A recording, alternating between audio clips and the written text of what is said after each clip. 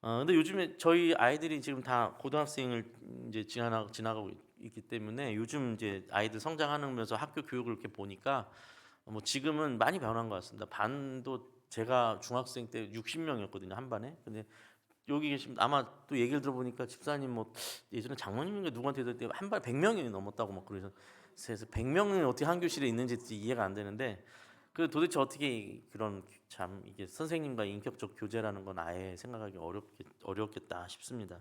지금은 한 2-30명 내에서 한 반이 있고 자유롭게 토론도 하고 막 많이 변한 걸로 이제 보고 있습니다. 근데 요즘 최근에 이제 강조되는 공부 방법은 저희 때처럼 주입식 뭐 이런 게 아니고 자기주도 학습을 많이 강조하는 걸 봅니다. 자기주도 학습은 말 그대로 자기가 주도해서 하는 공부예요. 요거 해 하면 이제 고것만 하고 생각할 겨를 없이 그냥 그것만 딱 하면 끝나는 게 아니라 내가 공부하다가 궁금한 거 있으면 그쪽으로 또 찾아보기도 하고 또 계속해서 찾아가는 자기가 공부를 영역을 계속 넓혀가고 깊이를 만들어가는 그런 이제 학습법을 봅니다. 근데 사실 이제 이건 시대적인 흐름이기도 하잖아요. 그래서 제가 보기에는 우리 이제 이 기성세대의 신앙생활도 '주입식 교육에 너무 익숙하지 않나?' 뭐 이런 생각을 좀 해 봅니다. 그냥 덮어 놓고 믿어야 되는 거죠. 덮어 놓고 믿고 이해가 안 되는데 이해를 할 필요는 없는 어떤 그런 '이해까지 필요가 있냐?' 뭐 물론 믿음에는 당연히 믿음의 요소에는 이해가 되지 않는 면이 훨씬 많죠. 그러나 믿고 가는 거지만 아예 원천적인 어떤 생각하는 거, 사고하고 고민하는 것 자체를 막아서는 거는 그건 신앙의 건강한 신앙이 아니죠. 그냥 괜히 생각하다 보면 머리 복잡해지고 시험 드니까 생각 없이 "그냥 믿어."라는 어떤 것은 그런 신앙의 태도는 바른 신앙의 태도가 아닙니다. 실제로 성경을 읽어 보면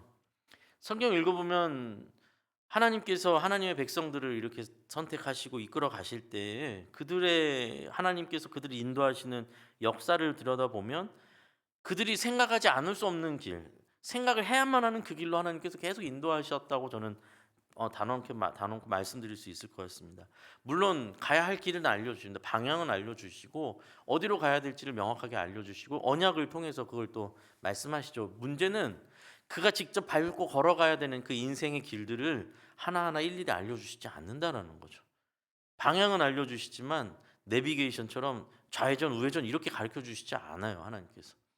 그 목적지 저 산을 향해서 오라고 하지 그 산을 향해 있는 길들을 일일이 알려주면서 기계적으로 그 길 따라가도록 인도하지 않으시더라라는 거죠. 그러니까 뭐가 필요해요? 산은 보이고 글로 가야 되는데 고민해야 되는 겁니다. 요 물을 건너야 되는 거야 말아야 되는 거야. 예? 요 지금 언덕으로 올라가는 게 되는 게 맞는 거야 아닌 거야? 이 가시던 불을 돌아가야 되는 거야 아니면 뚫고 가야 되는 거야? 엄청난 고민이 필요하다는 것이죠.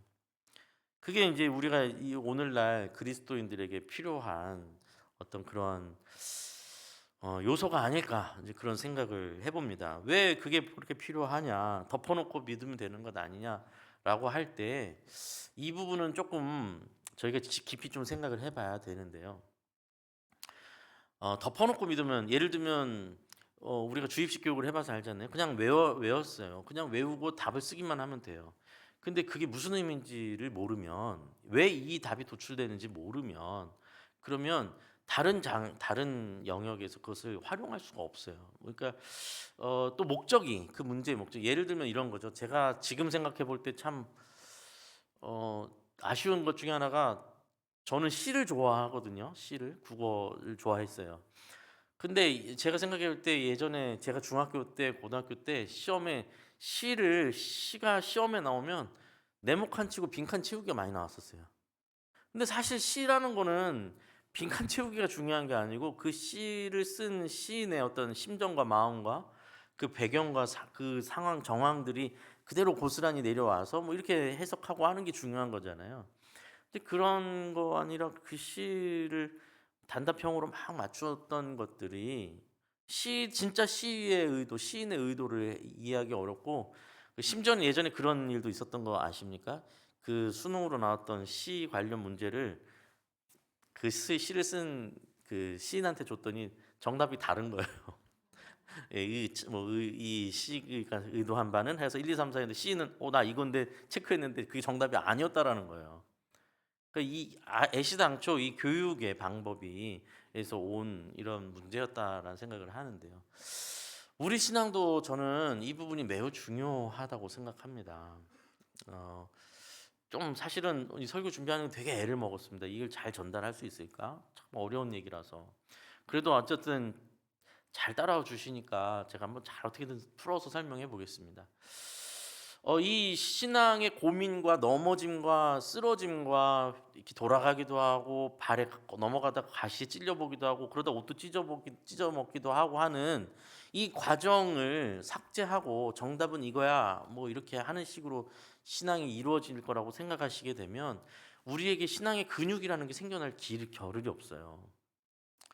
길을 헤매면 이 은행동에서 길을 막 헤매다 보면 그 길을 헤맨 것은 나중에 언젠가 써먹게 돼요. '아 여기 슈퍼마켓이 있었어 그때.' 그때는 시간 잡아먹은 일이었지만 훗날 거기에 슈퍼마켓이 있었던 것을 이용하게 된단 말이에요.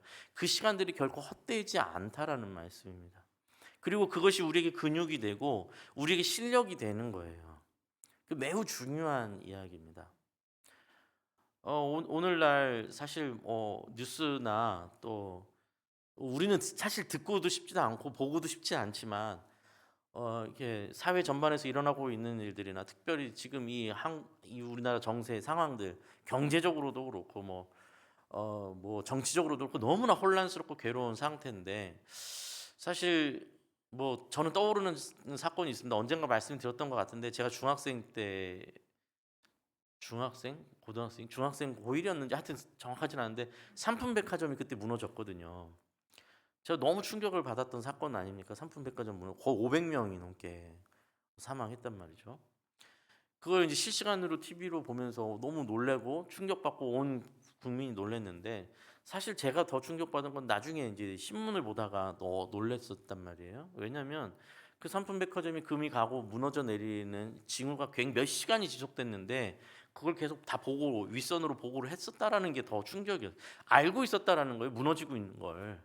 그런데 그 수입을 위해서 돈 버는 걸 위해서 이거 이렇게 했다가 이미지 다 망칠까 봐 저녁까지 어떻게 버텨보자라는 식의 회의가 이루어지고 그러다가 나중에 안 되겠으니까 갑자기 층이 확 낮아지고 하니까 그걸 의논하고 있어도 상품백화점 안에서 의논하고 있던 임원진들이 다 밖으로 피신했다라는 거예요.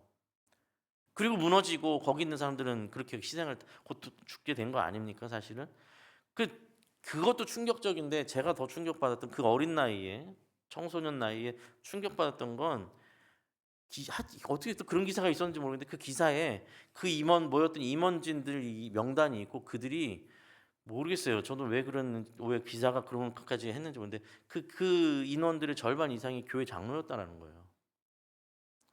저는 어려서부터 교회 다니고 모태 신앙이니까 장로님 그러면 그냥 무조건 존경의 대상이고 했는데 어린 나이에 진짜 마음에 금이 가는 사건이었어요. 너무 충격을 받아 가지고.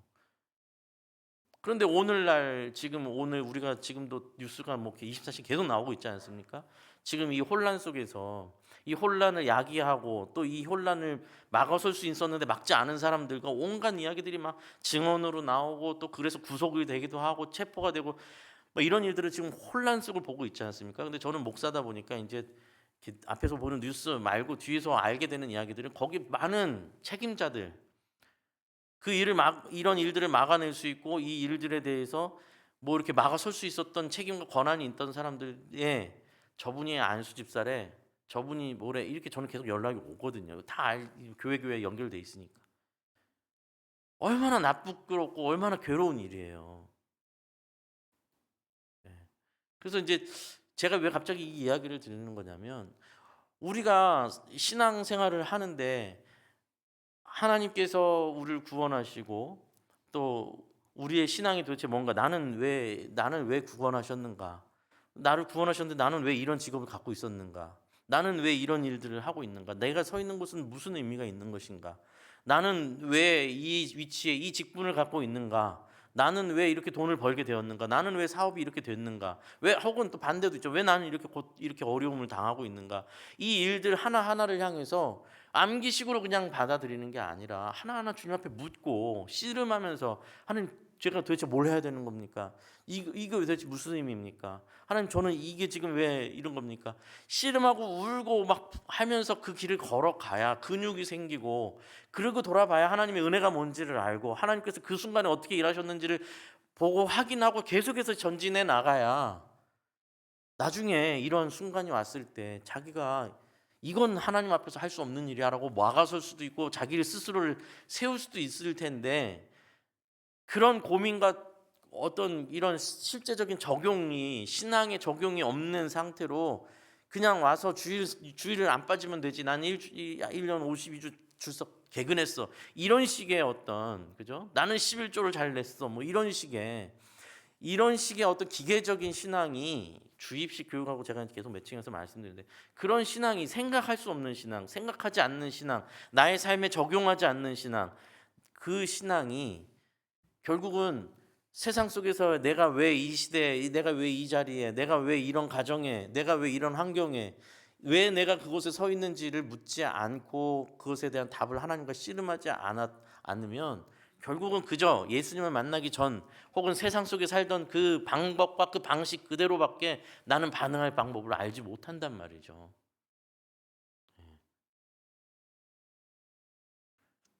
뭐 사실 저는 뭐 목사니까 불만도 많습니다. 그거 뭐 거기 뭐 우리가 막 지탄하고 손가락질하는 어떤 그런 사람들 중에는 기독교 신자만 있겠어요? 불교 신자도 있고 다 있겠잖아요. 그런데 또 집요하게 언론은 그가 안수집사다, 그가 장로다, 이런 거 계속 막 드러내요. 한편으로는 화가 나죠. 서운하고, 아니 뭐 저 사람, 저분이 뭐 다른 뭐 그렇지만 그건 굉장히 치졸한 제 생각이죠. 그리고 또 한편으로는 세상이, 언론이 그 사람이 뭐 성도고 집사고 장로라는 걸 일부러 꺼집어내서 망신을 주고 있다는 건 무슨 뜻이냐면, 교회가 이랬어야 되는 거 아니야라는 걸 묻는 거잖아요. 교회는 이러면 안 되는 거 아니야라는, 사실은 거기에는 사실은 저는 안도를 느낍니다. 사실은 아직 그래도 조금이라도 희망을 걸고 있단 말인가? 제가 좋게 보는 거고 사실은 조롱하는 거겠죠. 우리가 우리의 삶의 여정 속에 일어나는 아,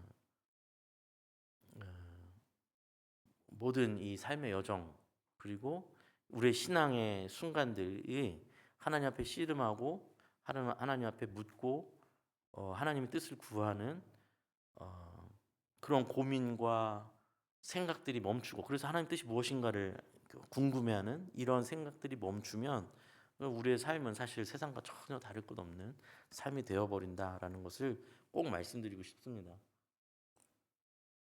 자, 그런데 이런 것이, 이런 것을 생각할 때 제가 보니까 무엇이 가장 큰 방해물인가 생각을 해보면, 은혜가 뭔지 잘 모르는 것 때문에 그런 거예요. 제가 봤을 때. 그래서 첫째 주에 저희가 교회는 은혜의 공동체다라는 말씀을 드렸고, 그 다음에 새 언약의 공동체다라는 말씀을 드렸고, 오늘은 새 생명의 공동체다라는 말씀을 이어서 드립니다. 우리가 기억해야 되는 게 뭐냐면, 우리가 예수 그리스도를 주로 고백하면, 내가 예수님을 믿는다라고 하는 것은 그때부터 우리는 하나님의 은혜 위에 서 있는 자가 되는 거예요. 우리는 하나님의 은혜 위에 서 있는 사람입니다. 우리가 우리의 삶 자체가 전체가 하나님의 은혜 위에 놓여 있음을 깨닫지 못하기 때문에 이런 일들이, 부수적인 일들이 계속해서 일어날 수밖에 없다고 저는 생각합니다. 우리는 생각을 해야 돼요. 의외로 많은 사람들이 이렇게 은혜를 향하는 고민들을 별로 좋아하지를 않습니다. 그래서 제가 이렇게 얘기를 하고 뭐 이렇게 설명을 하면, 그렇게 너무 복잡하게 얘기하지 마시고 1로 가야 될지 2로 가야 3번 길로 가야 될지 답만 알려주세요. 저는 그거 할 자신이 있습니다. 이렇게 말씀하는 그런 식의 사고를 갖는 경우가 많은데, 그렇게 가면 안 된다는 얘기를 계속 드리는 겁니다. 그리고 이 답을 찾아가는 과정 속에 내가 왜 그러냐면요, 1번, 2번, 3번 가는 걸 선택하는 걸 두려워하는 이유는 실패할까 봐 자꾸 그러는 거거든요. 실패할까 봐. 그런데 여러분, 제가 지금 강조해서 말씀드리는 건 뭐냐면, 우리가 구원을 얻은 것은 하나님의 사랑을 얻고 예수 그리스도께서 십자가에서 죽으심은 우리의 그런 실패와 넘어짐과 돌아가거나 우회하거나 아니면 뭐 때로는 그냥 주저앉아 있기도 하는 어떤 이러한 모든 순간들을 전체를 은혜 위에 올려 주신 사건이에요. 제가 왜 여기서 뭐 이렇게 흥분해서 말씀드리냐면, 예수 그리스도 위에 올라간 그 은혜 위에 서 있는 사람은 실패가 없는 거예요. 그런데 우리는 그 실패를 두려워하기 때문에 멀리 돌아가게 될까 봐, 혹은 넘어질까 봐, 그 넘어지는 것이 실패고 하나님과 상관없고 넘어지는 것은 신앙의 영역이 아니고 뭐 그런 것 때문에, 그 심지어는 보면은 이렇게 막 같이 기도 제목을 나눌 만한 어떤 중요한 어떤 문제가 생겼는데도 기도 제목도 잘 못 나눠요. 이게 덕이 안 된다고 하면서. 근데 사실 그 덕이 안 될 문제가 없어요. 우리 자체가 덕이 안 돼요, 사실은요. 예. 그런데 그러니까 이제 참 제가 어려운 설명 계속 어려워하면 제가 어려워하네요, 설명하는 걸. 은혜는, 하나님의 은혜라는 건 우리가 하나님의 은혜를 입었다라는 것은 우리가 서 있는 그 지형 자체, 그 땅 자체가 바뀌었다라는 얘기입니다. 그 땅을 바꾸셨다라는 얘기예요. 그 위에 서 있습니다. 실패할 수도 있고 넘어질 수도 있고, 방종하라는 얘기가 아닙니다. 최선을 다해야 합니다. 그러나 하나님께서는 좌회전 우회전 알려주시지 않으시니까 고민하면서 그 답을 묻고 찾아가셔야 된다라는 겁니다. 그래서 말씀도 봐야 되는 거, 말씀도 알아야 됩니다. 원리를 찾아가야겠죠. 그냥 원리는 알지 못한 채 그냥 외워서 그냥 가는 길, 그런 거 아니다라는 것입니다. 그 과정, 이게 최선이라고 생각하고 하나님한테 묻고 씨름하고 이게 최선이라고 생각했는데 갔는데 잘 안 됐어. 뭐가 이렇게 생각보다 세상 관점에서 봤을 땐 실패한 것 같아요. 그러나 내가 주님 앞에 고민하면서 왔고 하나님 앞에 기도하고 왔는데 잘 안 됐으면 하나님 이걸 통해서 또 배우게 하시는 뭐가 있는가 보니 전 최선을 다해 보겠습니다. 또 계속해서 일어서서 걸어가는 겁니다. 그 모든 일들이 하나님의 은혜 속에서 합력하여 선을 이루고 하나님을 이해하게 되고 하나님을 알게 되고, 때로는 내가 이것밖에 안 되는구나를 알게 되고, 때로는 이게 돌아온 줄 알았더니 알고 보니 이게 제일 좋은 길이었는데 알게 되고 하는, 이 모든 인생의 모든 여정이 하나님의 은혜 위에 있다라는 것이 예수 믿는다라는 건데, 이거를 잊어버리니까 뭐 신앙인으로서 어떤 그런 자리에, 책임 있는 자리에 가서도 뭐 기회는 저는 많다고 봅니다. 예를 들어 지금 이런 상황에서도 진짜로 사실을 자기가 밝히고 양심 선언을 하고, 그래서 받는 피해를 고스란히 내가 짊어져야지. 그게 사실은 믿는 사람의 태도겠죠. 그것을 숨기고 아니면 거짓말을 해서 그게 들통나서 더 큰 망신을 당하고 하는 이런 일들이 사실은 기독교 오늘 우리의 신앙의 어떤 이해와 실력이 너무나 떨어져 있다라는 것을 계속해서 보고 안타까운 것이죠. 이 모든 순간이 하나님의 은혜에 있다. 고통도 괴로움도 막막함도 두려움도 하나님께서 우리를 붙드시는 시간이라는 사실, 그것을 깨닫고 아신다면 그제서야 우리는 비로소 우리에게 주어진 이 시간, 이 인생 전체가 하나님의 은혜 위에 놓여 있다라는 것을 경험하게 되실 겁니다. 근데 아마 이런 질문이 곧바로 나올 수 있습니다. 아니, 그게 말은 좋은 말이지만 그게 하나님 은혜인 건지 이게 그냥 그냥 그저 고통인지 어떻게 압니까? 나는 아무리 생각해봐도 너무 고통스럽습니다. 이런 고통 하나님께 나한테 주신다고요? 이 괴로움이 하나님께서 내게 허락하셨다고요? 그 하나님은 어떻게 믿습니까? 그 하나님, 이게 하나님께서 주신 어떤 은혜의 과정이라고 이걸 어떻게 믿습니까? 라고 질문하실 수 있습니다. 너무 괴로우면, 아프니까. 그때 저는 뭐라고 위로해 드릴 말이 없습니다. 너무 괴롭고 아픈 걸 뭐라고 위로하겠습니까? 그러나 하나님은 성경을 통해서 끊임없이 하시는 하나님의 말씀은 뭡니까? 십자가를 보라, 이겁니다. 십자가를 보라. 오해하시면 안 됩니다. 십자가를 보라, 저 예수가 너보다 더 아프지 않냐, 이런 얘기가 아니에요. 예? 우리는 또 그런 식으로 위로받기를 좋아해요. 내가 고통스러우면 나보다 더 큰 고통 당하신 예수님, 뭐 이렇게 위로받기를 좋아하지만 더 근본적인 이야기예요. 이 십자가 사건은 더 근본적인 사건입니다. 무슨 사건입니까? 하나님께서 십자가 위에서 당신의 아들을 죽여버리는 사건이잖아요. 그렇죠?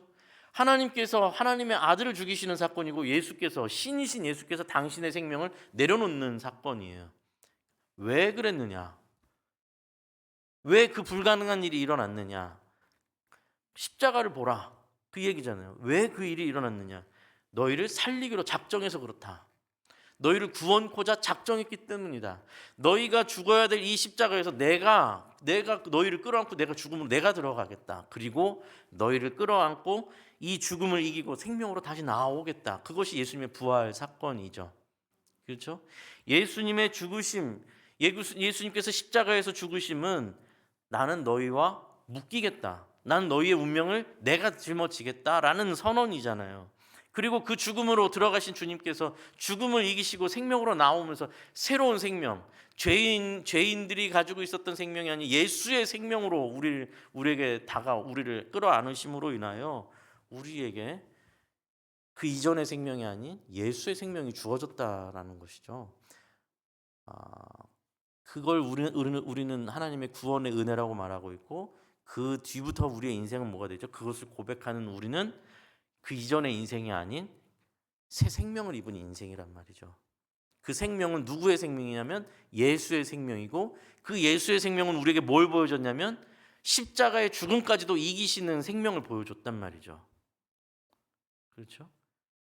그 예수의 생명 안에 있는 한, 우리가 그 예수의 생명 안에 있는 한 십자가의 죽음보다 더 비참하게 보이는 어떠한 일이라 할지라도 생명으로 끝나는 일이다. 이건 부활로 끝나는 일이다 라는 것을 예수 그리스도의 십자가 사건과 부활 속에서 우리는 성경에서 보는 거고, 하나님은 십자가를 보라고 말씀하시는 겁니다. 우리가 어떤 상황에 놓여 있든, 어떠한 일 속에 있든, 어떠한 헤매는 자리에 있든 예수님을 붙들고 있다면, 주님을 붙들고 있다면 그 길은 생명의 길이다. 잊지 말아라 라는 것이죠. 도리어 내 눈에 보기에 이게 성공인 것 같고, 요때 조금만 잘 견뎌내면 진급할 것 같고, 요때 거짓말해가지고 조금만 잘 버텨내면 더 좋은 자리에 호의호식할 수 있는 자리를 갈 것 같으니 하나님 그때 영광 받으십시오. 그런 영광 안 받으신다고요. 하나님을 욕되게 하는 거잖아요. 우리의 삶의 모든 순간과 삶의 모든 현장과 삶의 모든 영역 속에서 살아계신 주님이 역사하시도록, 그 생명이 내 안에서 일하시도록 내가 그 몸이 되어주는 것이, 그게 그리스도의 몸, 교회, 그렇죠? 머리 대신 그리스도와 몸된 교회, 우리잖아요. 이 교회가 세상 속에 있을 때, 세상 속에 교회로서 서 있을 때 그 그리스도의 생명이 막 빛이 나야 되는 건데, 세상과 전혀 다른 주일 모드, 주일에만 그리스도인, 이곳에서만 그리스도인, 세상에 나가면 전혀 다른, 전혀 알 수 없는 그런 그리스도인이 되어서는 당연히 안 될 뿐만 아니라 그리스도인이라고 말할 수가 없다라는 말씀입니다. 오늘 말씀을 한번 본문을 보겠습니다. 저희가 전에 한번 읽고 설명해 드렸던 기억이 나는데 다시 한번 읽겠습니다. 1절 말씀 보시면, 그는 허물과 죄로 죽었던 너희를 살리셨도다. 아주 전제를 하고 계시죠. 너희는 죽어 있었다라고 하잖아요. 죽어 있었다. 허물과 죄로 죽었던 너희, 그는 예수 그리스도이기도 하고 하나님이시죠. 너희를 살리셨도다. 너희는 죄와 허물로 죽어 있는 존재였다라고 아예 전제하고 있습니다. 우리를 향해서 하시는 말씀입니다. 구원받은 자들에게 전에는 너희는 죽어 있었다라고 말씀하십니다. 디모데전서 5장 6절에 성경은 이렇게 말씀합니다. 향락을 좋아하는 자, 쾌락이죠. 쾌락을 좋아하는 자는 살았으나 죽었느니라. 표현이 굉장히 역설적이죠. 살았으나 죽었느니라. 굉장히 적절한 표현이라고 생각이 듭니다. 살아있는 것 같은데 뭔가 막 하고 다녀요. 예, 살아있다 막 이러면서 뭐 힘과 권력과 막 뭐 물질과 뭐 번쩍이는 것들로 살아있는 것 같은데 하나님은 죽어있다. 너희는 죽어있다 라고 평가하시는 겁니다. 쾌락이 삶의 중심인 사람, 쾌락이 삶의 목표요 목적인 사람, 그는 살아 숨쉬고 있는 것 같고 좋은 옷을 입고 좋은 차를 타고 좋은 집에 살고 한다 할지라도 하나님은 그를 죽은 자로 평하십니다. 뭐 이렇게 쾌락 자체가 나쁜 건 아니지 않습니까? 쾌락 자체는 나쁜 거 아닙니다. 쾌락 자체는 하나님의 선물이기도 합니다. 그런데 쾌락이 인간의 목적은 아닙니다. 그런데 오늘날 사실은 약간 쾌락이 인간의 목적처럼 저는 느껴집니다. 힘들게 열심히 일해가지고 내가 그걸로 보상받듯이 먹고 마시고 좋은 거 사가지고 또 그걸로 기뻐하고 이게 그냥 뭐 반복되는 게 인생인 것처럼 그렇게 살아가는 것처럼 보이기도 합니다. 그것으로 또 모든 걸 나눕니다. 잘 사느냐 못 사느냐는 돈이 얼마나 많으냐 잘 산다라는 개념이 돈이 많고 적음으로 표현되고 있는 이 시대를 보고 있습니다. 하나님은 아니 죽은 거야 다라고 말씀하시는 겁니다.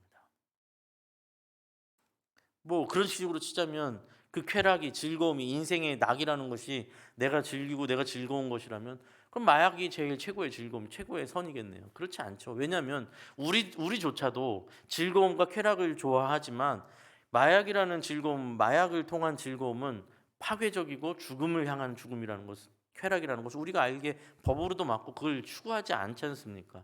그런데 크게 보자면 인생 전체가 쾌락과 즐거움을 향한 그게 전부인 것처럼 살아가고 있다면 사실상 마약과 뭐가 다르니 마약을 추구하는 것과 뭐가 다른 인생이겠습니까? 별 다를 거 없는 인생을 살아가는 것이죠.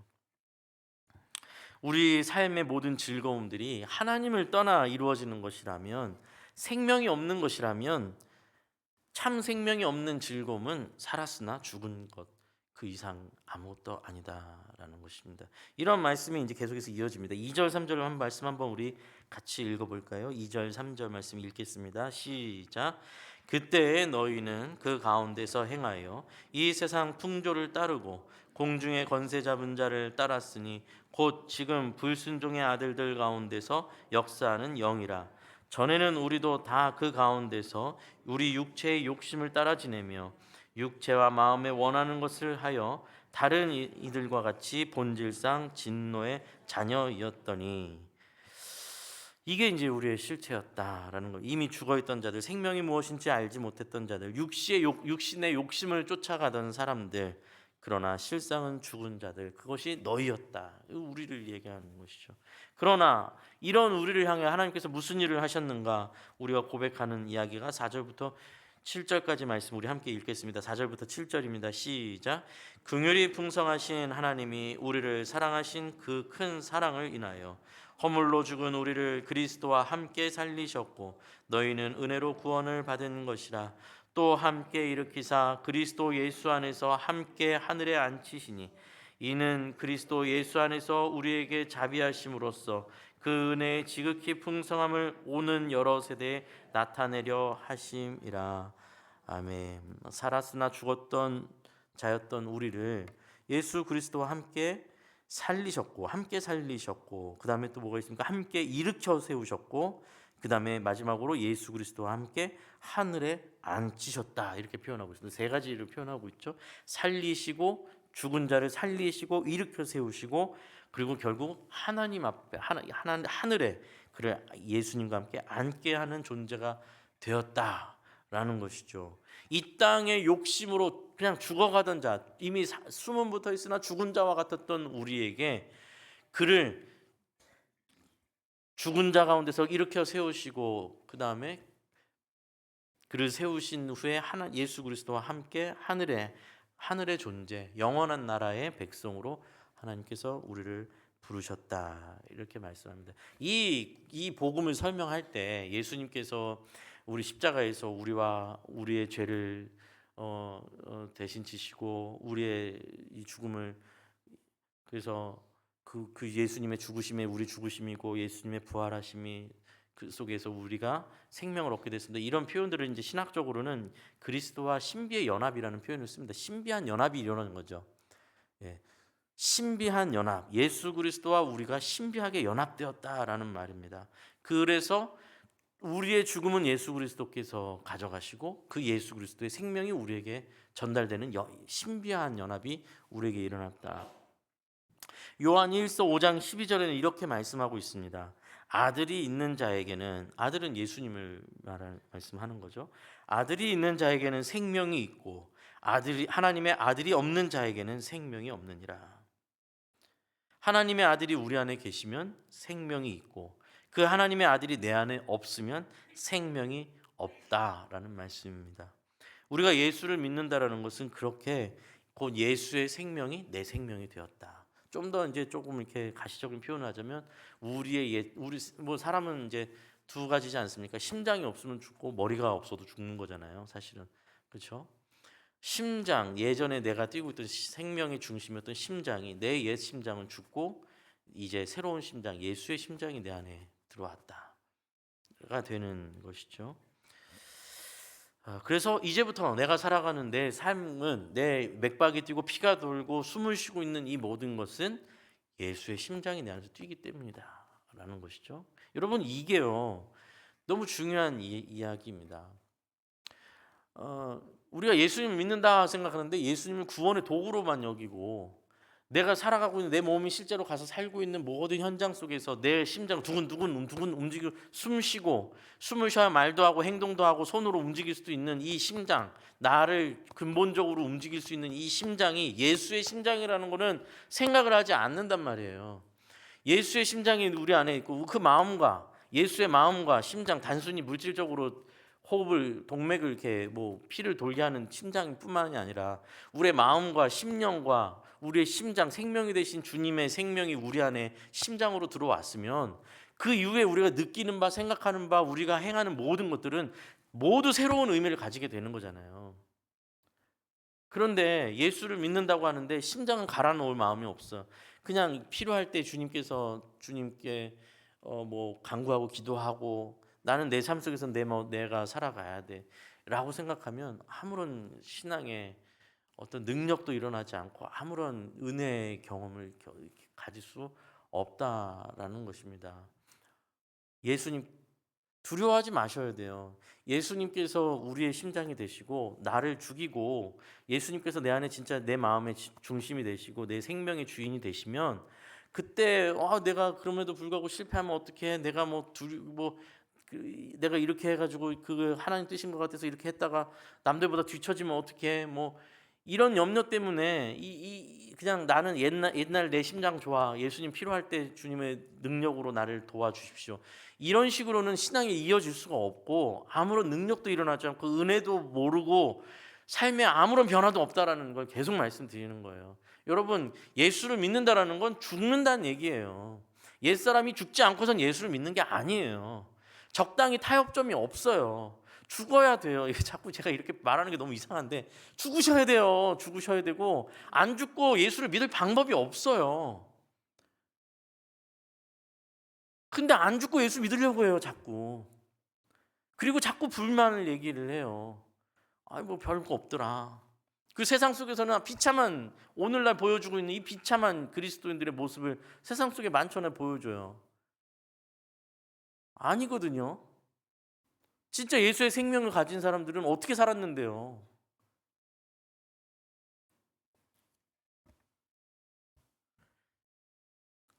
교회는 그 새 생명을 가진 사람들의 모임이잖아요. 한국 교회를 자꾸 얘기할 수밖에 없고, 교회 타락, 기독교의 타락을 말할 수밖에 없는 것은, 제가 보기엔 여러 가지로 지금 제가 계속 표현하고 있지만, 그 예수의 심장이 없는 자들이 모여서 교회라고 말하니 교회가 힘이 없죠. 아무 능력이 없죠. 그럴 수밖에 없죠. 당연한 얘기죠. 희생도 없고 섬김도 없죠. 내게 제일 중요하죠. 도전도 없죠.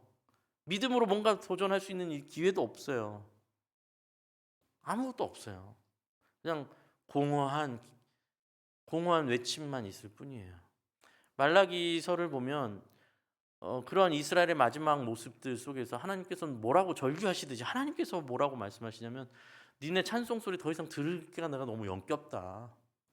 하나님께서 그렇게 말씀하세요. 너희 찬송 소리를 내가 듣기가 너무 역겹다. 너희 기도 소리가 난 너무나 역겹다. 그래서 하나님이 뭐라고 말씀하시는 줄 아세요? 말씀으로, 누가 저 뒤에 가서 문 좀 닫아줘라. 얘들 못 들어오게. 누가 저 성전에 문 좀 닫아줬으면 좋겠다. 여러분, 제가 이렇게 거칠게 말씀드리는 거를 좀 용서해 주십시오. 그런데 성경이 말하는 바입니다. 그리고 제가 또 그러나 그 속에서 여러분께 드리고 싶은 말씀은 뭐냐면, 십자가를 보십시오.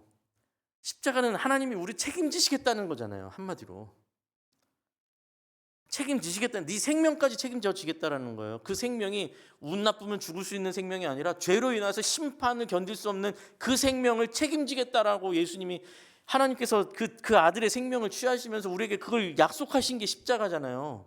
그게 새 언약이 우리 마음속에 새겨진 새 언약이 됐잖아요. 그 언약을 붙드는 자에게는 그 언약을 붙드는 자 하나님의 은혜의 언약이 우리가 우리의 행위가 아닌 하나님의 은혜의 언약이 작동되어서 우리를 살려내시겠다라는 거 아니에요. 그리스도의 생명과 함께 우리의 생명도 살려내고 책임지겠다.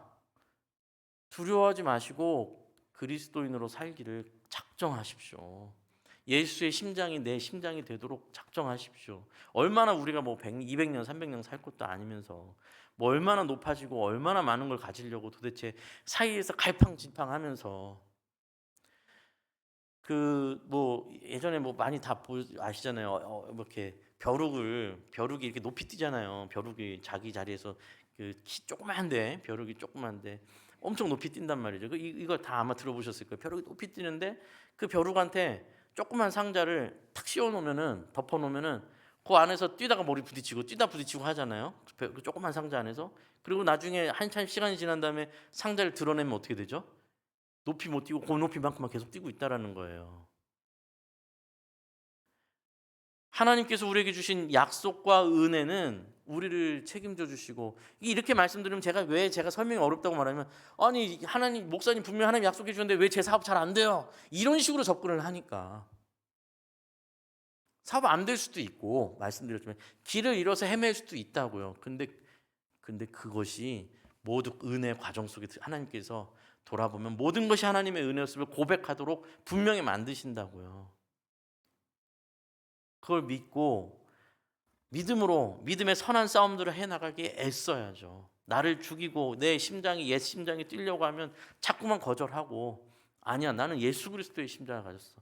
내 머리는 내가 아니라 예수 그리스도가 머리 되시고 난 몸된 교회야.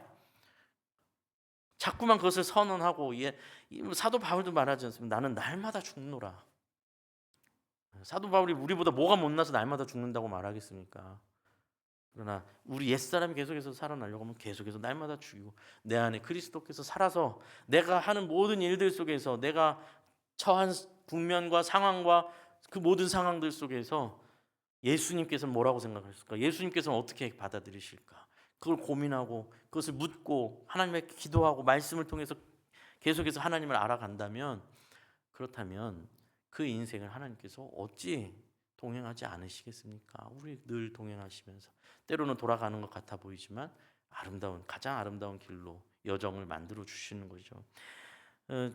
저희가 이제 이번 주에 이제 수요일에는 감사 예배가 있잖아요.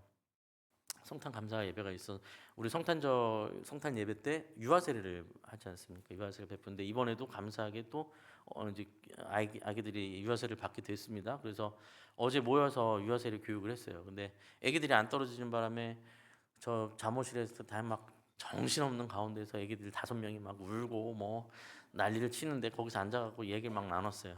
그냥 보면서 저도 이제 아이들이 벌써 이제 뭐 이제 20살이 되고 막 하니까 그때 시절이 뭐 정말 이제 추억처럼 떠오르는데 아이고 얼마나 힘들었는지 그때가 그렇죠? 얼마나 힘들었는지 그 모였던 이 젊은 이제 부부들이 사실 저희 교회 청년 출신들이어가지고 제가 처음 만났을 때 그 뽀송뽀송하던 얼굴들이 다 이제 아줌마 아저씨처럼 이렇게 다 이렇게 나이를 먹고 예. 저도 그만큼 뭐 당연히 이게 나이를 먹었겠지만요. 그런데 그럼 제가 얘기를 했죠.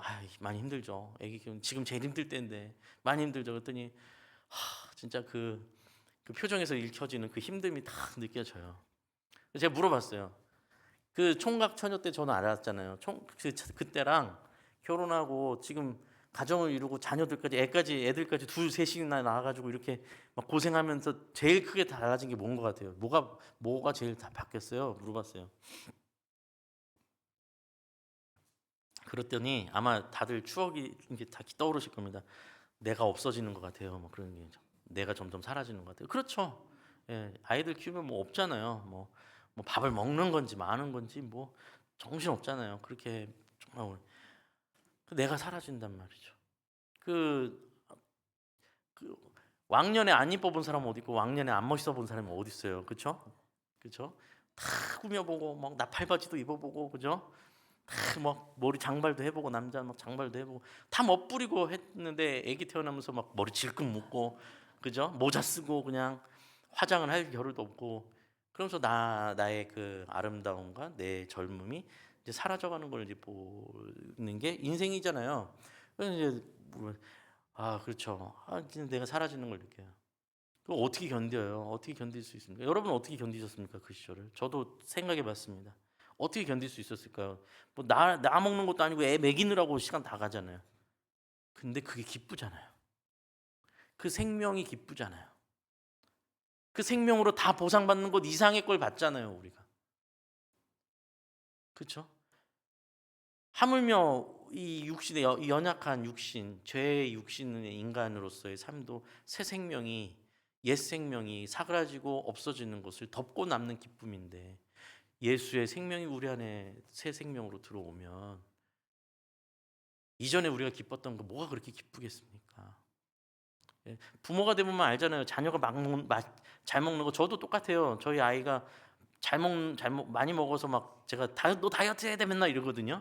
제 주제는 생각 안 하고 너 다이어트 해야 돼 하면서도 잘 먹는 거 너무 보기 좋아요. 그게 엄마 아빠의 딜레마잖아요. 그렇죠? 딜레마거든요. 다이어트 시켜야 되는 건 알지만 잘 먹는 거 보면 또 왜 기분이 좋아요. 예. 그 기쁨은 그 생명을 보기 전에는 알 수 없었던 기쁨이잖아요. 예수의 생명이 내 안에 와서 그 생명이 내 팔다리를 움직이고 그 생명이 내가 단호하게 서야 할 때는 이건 아닙니다. 전 같았으면 내가 진급하느라고 내가 전 같았으면 더 많은 이익 때문에 내가 이걸 취했을지 모르겠으나 내 안에 예수의 생명이 있는 한 난 이제는 못하겠습니다. 이게 마음이 아파서 못하겠습니다. 라고 서는 그 기쁨을 여러분 그게 은혜인 거예요. 그 은혜를 경험하지 못하는데 무슨 세상에 힘이 생기고 근육이 생기고 어떤 능력이 이 세상 속에 일어나겠습니까? 내 것 나눠서 누군가에게 나눠줄 줄도 알고 내 시간 쪽에서 누군가에게 희생할 줄도 아는 그 예수의 생명이 내 안에 없는데 무슨 은혜가 우리 속에서 은혜의 역사가 있으며 우리가 무슨 기쁨을 누릴 수 있겠습니까? 제가 뭐 계속해서 지금 뭐 이 섬김 목록 이런 거에 재직 하나라도 작은 거라도 같이 동참해 주세요. 뭐 이런 얘기를 하는 게 교회가 무슨 집단이라고 복지센터도 아니고 여기서 뭐가 그렇게 잘 돌아가면 무슨 의미가 있습니까? 그런 얘기가 아니지 않습니까? 여러분이 예수의 생명을 가지고 뭐 하나 실천해 보는 연습실이라고 생각하셔야 돼요. 교회는 와서 그 하나라도 해봐야죠. 그리고 내 시간 내 쪼개보기도 하고 내가 힘든 거 남들 그냥 후루룩 나가지만 난 남아서 앞에 있는 접이대라도 한번 닫아보는 이러한 작은 실천과 작은 희생이 없는 그런 노력이 없는 그러한 삶이 어떠한 은혜를 입을 수 있고 어떤 은혜를 경험할 수 있겠냔 말이죠. 아닙니다. 우리에게는 새 생명이 이미 주어졌습니다. 벼룩처럼 세상에 옛날 그 세상의 박스에 갇힌 것처럼 그렇게 뛰시면 안 됩니다. 하늘로 날아오르시는 겁니다. 예수의 생명을 가진 자들입니다. 그럼 하나님께서 책임지신다는 겁니다. 네. 우리가 원하는 대로 책임은 안 져주세요. 그렇지만 분명히 책임져 주십니다. 그 하나님을 믿고 진짜 하나님 살아계심을 체험하면서 경험하면서 살아가시는 저와 사랑하는 우리 시흥평안교회 성도님들 그리고 가정 우리 교회 되기를 간절히 소원합니다. 기도하겠습니다. 하나님 아버지 감사합니다. 우리를 구원하신 하나님의 사랑 그 십자가를 우리가 놓치고 살아가고 있지는 않는지 다시 한번 돌아보게 됩니다. 우리를 책임지시는 그 하나님의 사랑, 그 약속을 우리가 놓치지 않게 하여 주시고 살아계신 하나님을 경험하고 살아계신 하나님을 정말로 체험하면서 살아가고 그 하나님에 대한 지식이 날로 풍성해지고 그 지식이 날로 깊어지는 그리하여서 우리의 신앙의 실력과 근육이 생겨나고 그리하여서 하나님 이렇게 10년, 20년을 다녀도 신앙의 기쁨이 뭔지 모르는 자리에 머물러 있는 것 아니라 하늘 높이 날아오르는 귀한 하나님의 백성들 자녀들 되게 하여 주시옵소서. 이제는 우리 주 예수 그리스도의 은혜와 하나님의 무한하신 측량할 수 없는 크신 사랑과 성령님의 보호하시고 인도하시고 교통하심이 이 자리에 나와 주의 말씀 앞에 정말로 나를 내려놓고 주님 말씀, 주님 약속, 주님께서 행하신 일들을 나의 것으로 받아들이고 옛사람을 내려놓고 옛사람을 죽이고 예수 안에 새 생명을 받기를 소원하는 여기 있는 모든 하나님의 백성들 자녀들 머리 위에 삶의 터전 위에 이제부터 영원까지 함께해 주시기를 간절히 축원하옵나이다. 아멘.